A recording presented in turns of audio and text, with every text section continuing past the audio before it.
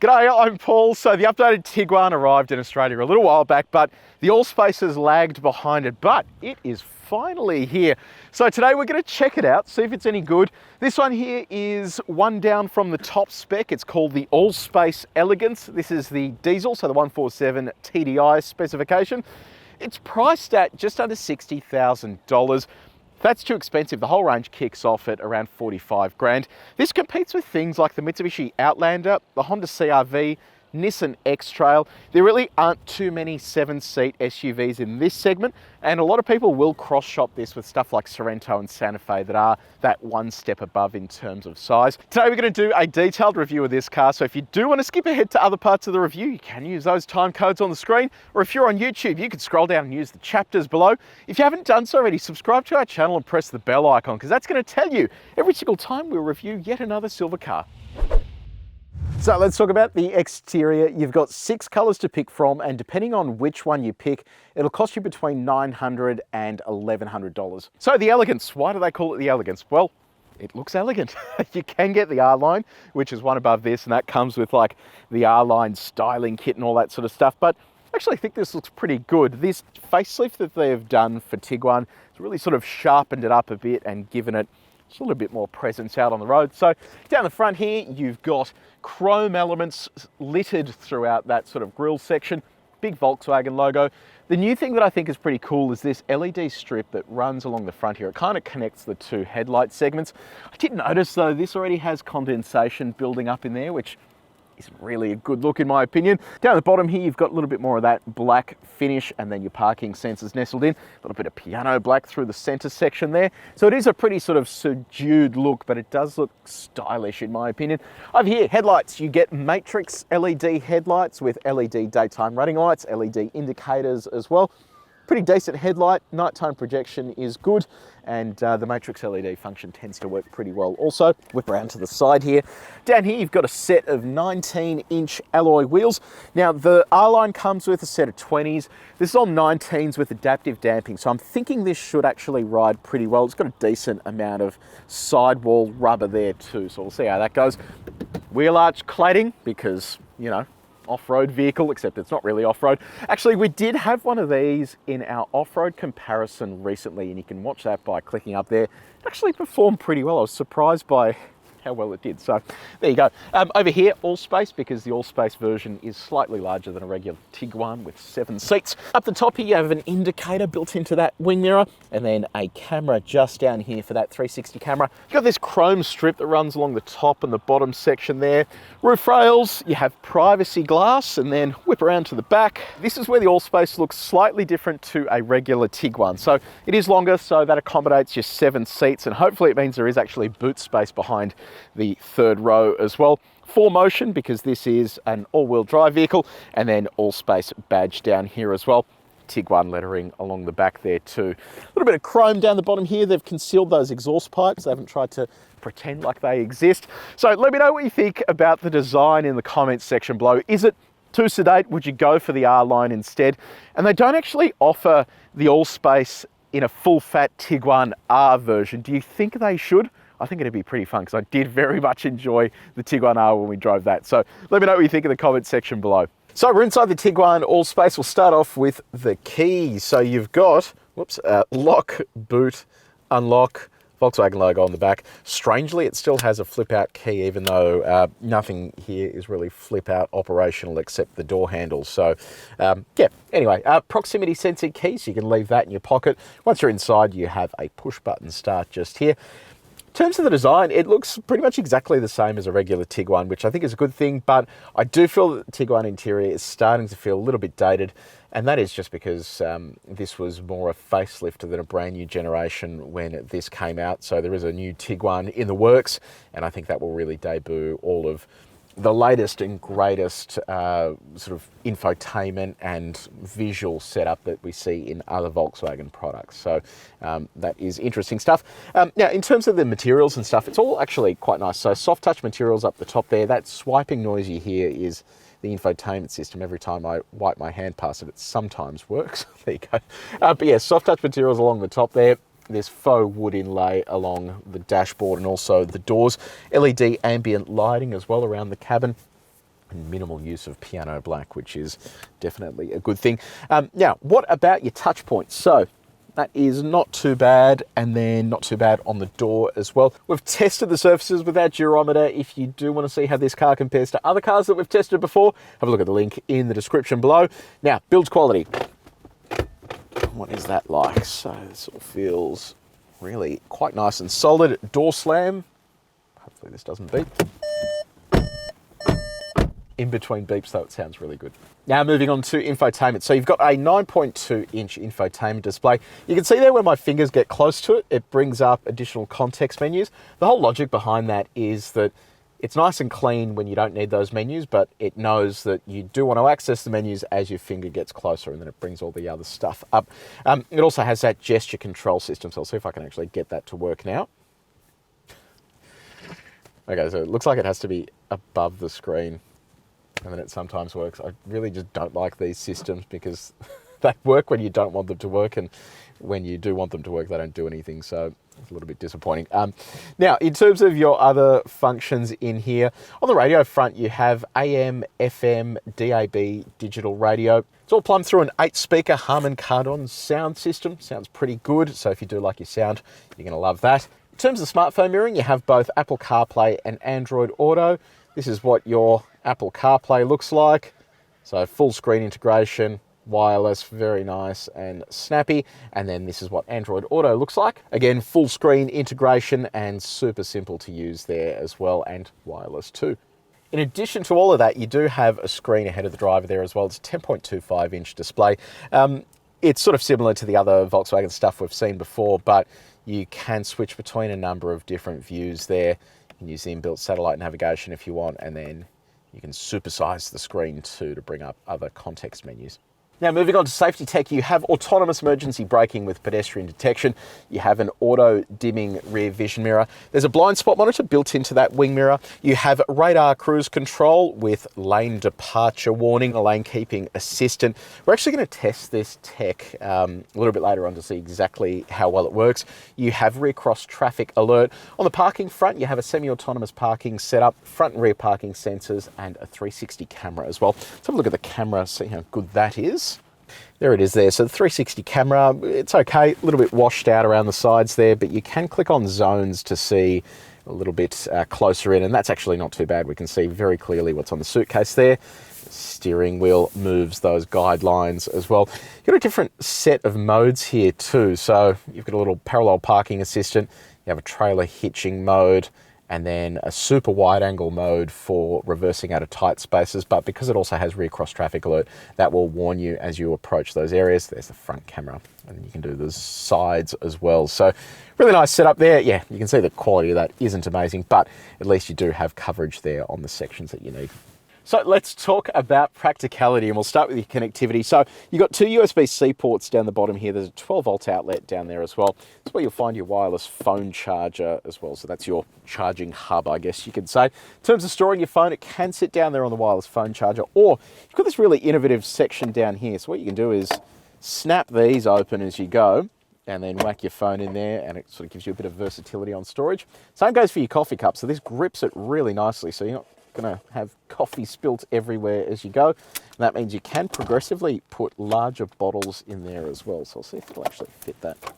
Yeah, look at that. That is fantastic. Bottles inside the doors. Yeah, no dramas for that. Try a big bottle too. No dramas there too. Awesome stuff. You have a little bit of storage just near the driver's knee. Then as we move our way around here, the storage is okay in there. It's quite deep, but not sort of too big. This does move though, so you can go forwards and backwards and then set yourself positions depending on how high you want it to be. Net down here, and then glove box is pretty reasonably sized. RIP CD player, that's where it used to go. It's air conditioned as well, so you can leave that open if required. Now check this out. Not only do you have this front holder for 2 sets of sunglasses, you have a second cubby holder here for a whole bunch of other stuff. So yeah, pretty cool setup, and a very clever use of that space, because if you're not going to use that space for anything else, you may as well use it for storage. Now, comfort, you have dual zone automatic climate control up the front here. You have heated and cooled seats for the front row. In addition to that, you've got a heated steering wheel, electric seat adjustments, so you can go forwards, backwards, backrest can go forwards, backwards. You can bring the front of the seat up, Bring the back of the seat up. You can also adjust your lumbar support down here. Both the driver and front passenger are electric and also have memory as well. Steering offers tilt and reach adjustment. And then on our reach test, all of this stuff is easy to reach while you're driving. It is worth calling out as well. The seats are pretty comfy too. So for long distance drives, they're going to do your head in. So second row of Tiguan Allspace. Knee room is excellent. Toe room is fantastic. Headroom is really good as well. So creature comforts, you've got mat pockets here. You've got phone holders as well. This is where your third zone of climate control is controlled. This is also where your heated seats are controlled for the 2 outboard seats. You have a USB-C slot and a 12-volt outlet as well. In terms of your other sort of bits and pieces, there's an interesting configuration here for the second row. I'll run you through that in a sec, but bottle holders in a center armrest there. You've got 3 of them, including a piccolo holder. You can stick this inside the door as well without any dramas. These seats actually have a little bit of movement to them. So you can slide this forward and backwards, and it's a 60-40 arrangement. And that's because you want to afford yourself a little bit of extra room for the third row, which we'll test out in just a second. You have ISOFIX points in your 2 outboard seats with 3 top tether points. Window test, it's auto down and auto up. Boom, goes all the way down. Very impressed with that. Now, third row. The thing we know about this segment is the third rows are generally occasional use or pretty much just for kids, but I'll give it a shot anyway just to show you what it looks like. So there's 2 ways to get in. One, you can fold the row flat like that and climb over, or alternatively, if you're not a calisthenics expert, you can just roll this forward and slide it and then climb on in. All right, let's see how this goes. So lift that up, pull this back. Yeah, okay, so it is a really tight space here. Sean, do you want to just move this row forward a touch? We might actually just see how it goes.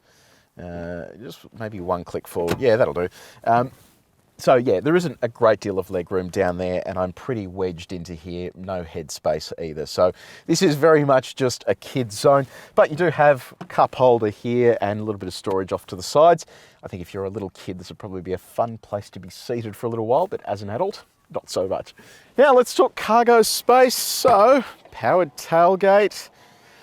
You have a little over 200 litres available here. You've got storage off to the sides, and then under here you're going to find a space saver spare tyre plus your jack and other bits and pieces. Now have a look at this. I thought this was a pretty cool feature. You have a detachable torch here, so when that's not in use it just acts as a light for the cabin, but then you can actually take it with you and light things up if you want to. Let's see how it goes fitting our bags in this space. I wonder if we can actually close that. Oh, let's see what happens if I try and close that. Just closes it. And that's a medium-sized suitcase, so that's pretty cool. It means you can actually use it as a meaningful space. Let's drop our third row out of the way. So we pull these tabs up the top, push that down. This is the annoying thing. The seats don't actually go down. Well, they do. It's a bit rough, but they don't come up if your second row is all the way back. But that reveals a space of 700 litres. You've got a 12-volt outlet buried just under there. And one more time, I'll show you what the bags look like once that is all out of the way. So plenty of space there. You can see how it is slightly bigger than a standard Tiguan there with that extra length to it. And finally, if you do want to go supersized in terms of your space, you can drop the second row from here. And then you can lock those down all the way as well. And that expands the space to about 1,800 litres. So I've hit the road in the Tiguan Allspace.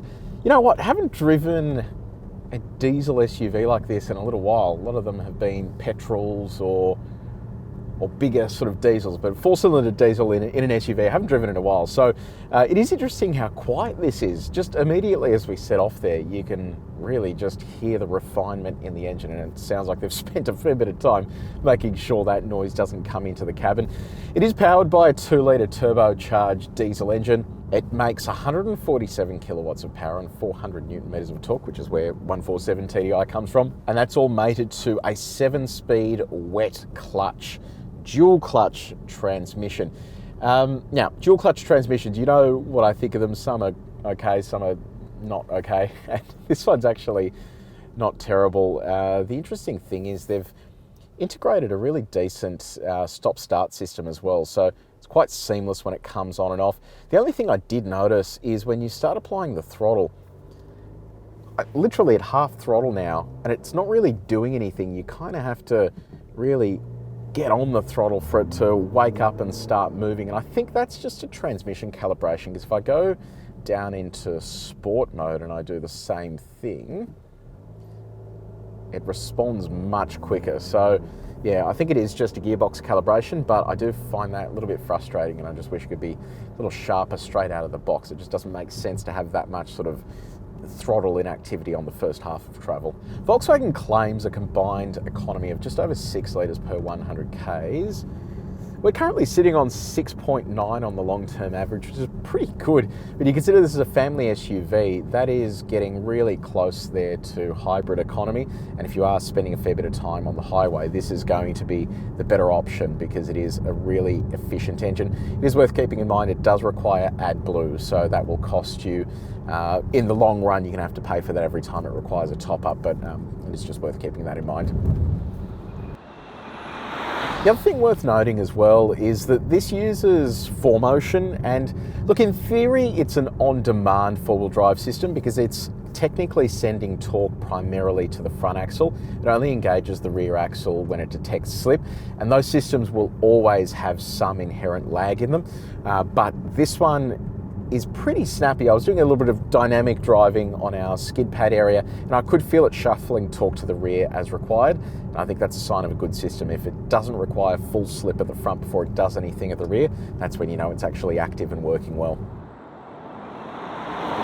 Okay, let's dial up speed to 130. This has adaptive damping, and I'll talk about the ride in general in just a sec, but I'm curious to see what it's like on our sine waves. These, of course, are reflective of poor country roads in Australia and the speed you might hit when overtaking. Oh, that is fantastic. That body control is excellent. We did test the Outlander here not that long ago, and it had quite poor body control at the top end. This is so well refined. So yeah, adaptive damping, that means in and around town, when it is in the comfort setting that it's in now, it is actually really nice and smooth, and you get a lot of profile on those tyres, which means it just always feels nice and relaxed behind the wheel. Now, speaking of drive modes, you have a number of off-road modes here. So you have snow, normal, off-road, and then expert off-road, where you can actually change a whole stack of settings. So if I go to expert off-road, you can change everything from stability control calibration through to how everything else feels behind the wheel while you're driving off-road. I did mention earlier this was in our medium SUV off-road test and it did okay, so I guess these settings actually do something. But then if you push the button in, it allows you to select your drive modes: eco, comfort, normal, sport, individual. Let's go to sport. Puts the gearbox into the sport mode, the steering becomes heavier, the ride becomes firmer. Let's see what it's like around our circuit here. Really good. Sits fairly flat through the corners, and despite this being a diesel, it actually has a decent amount of pickup. You can really lean into the throttle and it starts pushing you along nicely. It's picking up speed nicely as well. It's actually surprising. I wasn't expecting it to be this dynamic. I know the last time we drove here in a Tiguan, it was the Tiguan R, and that put a whole stack of smiles on my face, but I didn't expect just a standard Tiguan, especially here in Allspace trim, to be as sort of fun and engaging as it is. I'm just curious to see what's going to happen on the back straight here.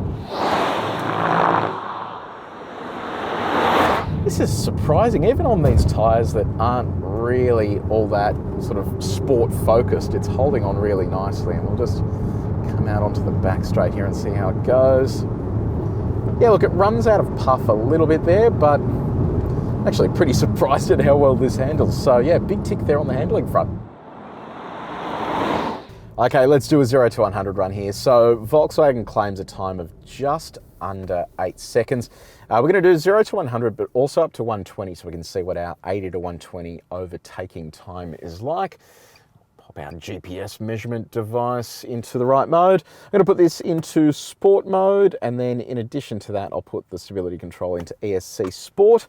So that is all active. And then I'm going to use launch control. So you use launch control by holding your foot on the brake and then nailing the throttle beyond the kickdown switch.